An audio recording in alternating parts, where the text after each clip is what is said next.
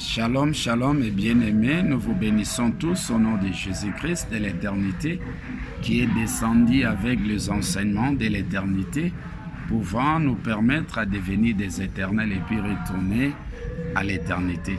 Nous allons parler ce matin l'éternel et Christ. Bon, nous allons parler les thèmes, c'est dans Michée chapitre 2 verset 13. Vous descendez, si vous lisez là c'est l'Éternel qui se place à la tête de la troupe de la nation de Christ et roi. Comment l'Éternel se place à la tête de la troupe de l'Éternel Christ roi? Ça c'est la nation.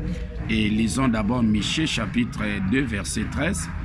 Celui qui fera la brèche montera devant eux, ils feront la brèche, franchiront la porte et en sortiront.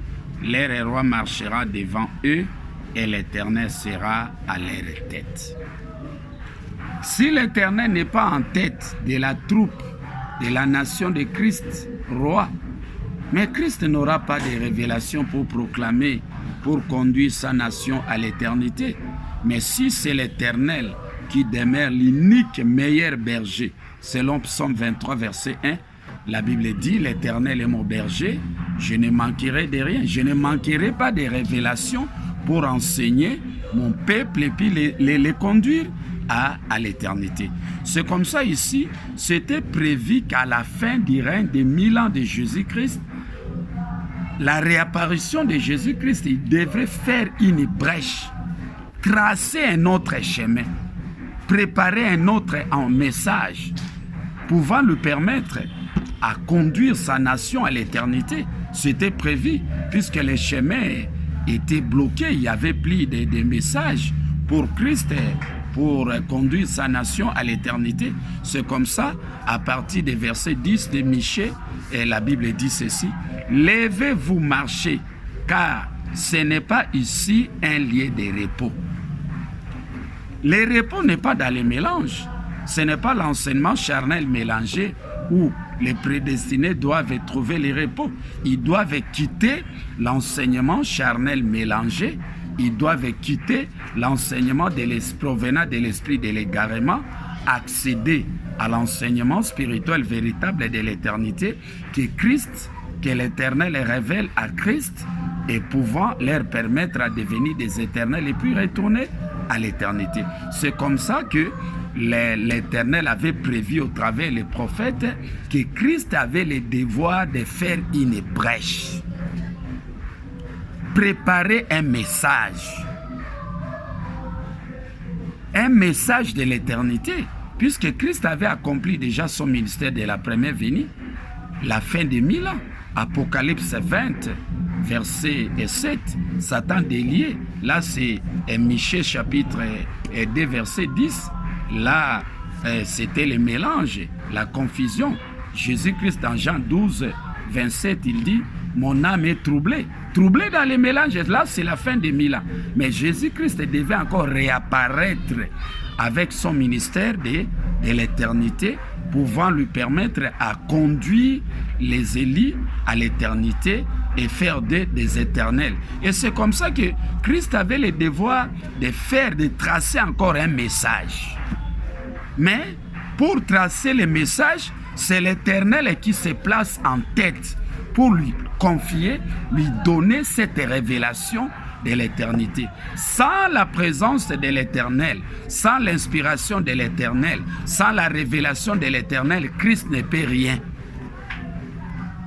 Donc, la révélation ne provient que de l'Éternel et Christ suit l'Éternel.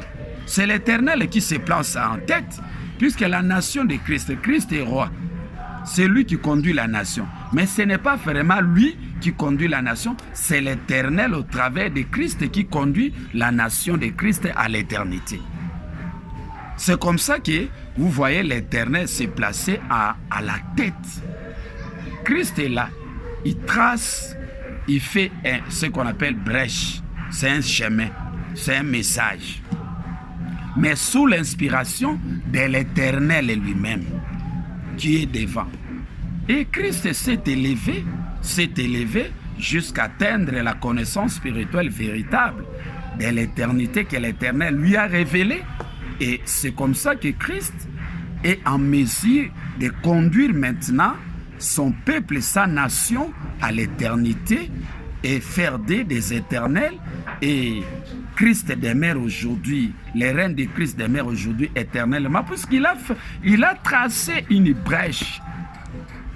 Mais tout était fermé à la fin des 1000 ans. Il n'y avait plus de messages. Christ était devenu faible, mangeur de légumes, un enseignant de mélange, de confusion. C'est comme ça que Christ a crié.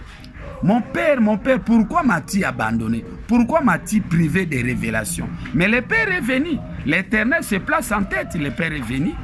Il lui a révélé l'enseignement spirituel véritable de l'éternité. Aujourd'hui, Christ est en mesure de conduire sa nation à l'éternité. C'est comme ça que la Bible nous révèle ici. À partir de Michée chapitre 3, verset 8, Christ dit ceci. Mais moi, je suis rempli de force, de l'Esprit de l'Éternel. Je suis rempli de justice et de vigueur pour faire connaître à Jacob son crime. Ça dit que Jacob a commis des erreurs. Jacob, c'est le frère d'Ésaü. Ésaü, c'est l'image de Christ. Jacob, c'est Dieu. Il a proclamé des mensonges à l'éternité. C'est comme ça que Christ est revêtu de la connaissance spirituelle véritable de l'éternité. Il est venu pour corriger l'enseignement de Jacob et de Dieu qui a proclamé avec des mensonges, il a prétendu dire qu'il demeure le fils unique de l'Éternel. Ça n'existe pas. L'Éternel ne possède que des oins, des pasteurs, des anges. Il y a Gabriel et Michael. Et ce sont les deux anges-là qui font entrer les gens au paradis et à l'éternité avec le paix. C'est comme ça que, avec l'inspiration de l'Éternel, aujourd'hui, Christ est en mesure de conduire sa nation à l'éternité. Que l'Éternel vous bénisse. Nous vous invitons à amasser ces enseignements de l'éternité pouvant vous permettre à devenir des éternels.